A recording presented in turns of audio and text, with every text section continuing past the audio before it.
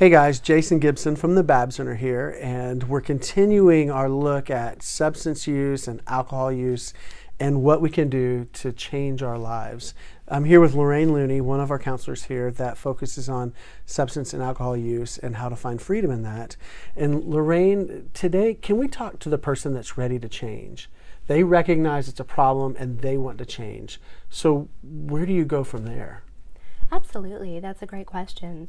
So whenever we talk about recovery, living life in recovery, it all boils down to replacing the unhealthy and the unhelpful of addiction with the healthy and the helpful of recovery. And so the first place to start absolutely would be with faith. So we know that when a person is in active addiction, their primary relationship is with the substance that they're using. So it's almost like the substance is a person.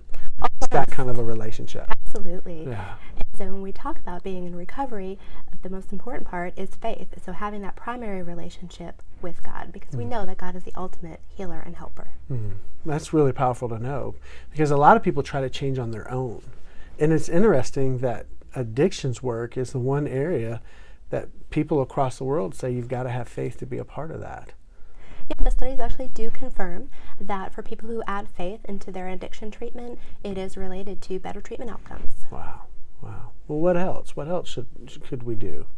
Yeah, so get connected to other people. We know that people can act in active addiction as triggers to use, but people also, in a positive way, can act in a healthy way to help people in recovery. So that would be maybe friends and family. That might be people that you meet at 12-step meetings. That might be a counselor. That's really powerful, because it's tough when there's a person or persons that when I'm with them, it's associated with all these bad choices. So I've got to put someone in there instead that helps bring me up rather than tear me down. Is that what you're saying? Absolutely. Oh, that's great. All right, what else should a person wanting to make a change do? Sure. Well, you've got to learn the skills of recovery. So every person who is trying to learn to live in recovery needs a whole toolbox full of skills. So those would be things like relapse prevention skills, social skills, kind of counteract the secrecy and the isolation of addiction with social skills and more interactions. And then lastly, I would say coping skills.